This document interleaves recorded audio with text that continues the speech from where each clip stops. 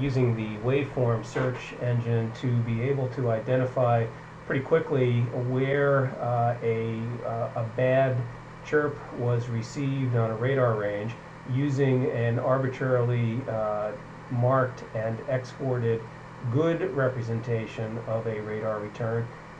We use that waveform search to isolate in the time domain where that bad chirp occurred. But to radar designers, a lot of times what is as equally important, or perhaps even more, is to be able to very quickly look through a captured file of a series of radar pulses and to be able to characterize those pulses in terms of very specific data: rise time, fall time, pulse repetition interval, and other things. Now, one can do that sort of qualitatively using the zoom function, and to be able to zoom in on the trace of an individual radar pulse. And if that's done, and using the zoom function, it will amplify that pulse, in this case in the time domain, and with reasonable precision one could estimate the noise floor where you start to want to make this measurement, estimate the 10 and 90% levels, calculate the rise times, measure the pulse duration, power levels, etc. But the problem with this is, one, it's a little bit difficult. It's going to require some interpolation in between the y-axis markings that are provided, and most importantly, it's only one pulse out of, in this case, well over 6,000 pulses. So there needs to be a way to look at each pulse and to characterize it fairly quickly. Spectro-X gives us that capability using the pulse search engine, where a power level threshold is set. This is a threshold which is the power threshold above which and below which the pulse needs to rise through, and then on its way back down for fall time, fall below. So this is the threshold of the measurement, and then beyond that, the pulse engine uses the 10% and 90% levels above that threshold to measure such things as rise time, average power, etc.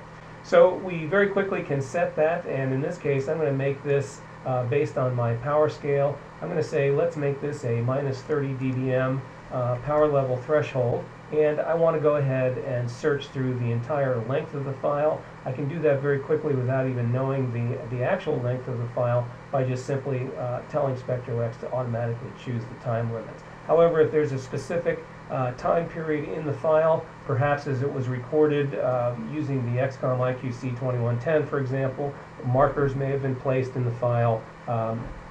The Spectro-X program allows the user to look at the file, find where those markers are. The marker gives you time of day or time into the file, and those times could be set here as the start and stop time for the pulse search itself. We're going to go ahead and search through the entire file, apply those settings, start the pulse engine, and as it goes through, it starts to count the pulses. In this case, it found fairly close to 6,000 to 6,400 pulses, and each one of them is then tabulated based on, or characterized based on, peak and average power, start time, width, pulse repetition interval, rise, and fall time. We further allow the results to either be saved or first to be sorted based on any of the criteria that have been used to characterize the pulse. Be able to go ahead and do those sorts in ascending or descending order, and then go ahead and continue to export that data. The pulse search can also be made to be more intelligent. Again, this pruning capability that we had demonstrated previously in another video regarding carrier search, and the ability to separate out specific characteristics of carriers. The same thing can apply in the pulse search mode, and specific criteria can be pruned or can be demarked in terms of power levels, duration, start times within the file to an end time within the file, so that you could fairly quickly minimize the number of pulses if you were looking for one in particular. So a very rapid way of characterizing radar pulses, both in terms of time, rise time, fall time, pulse repetition interval, peak and average power.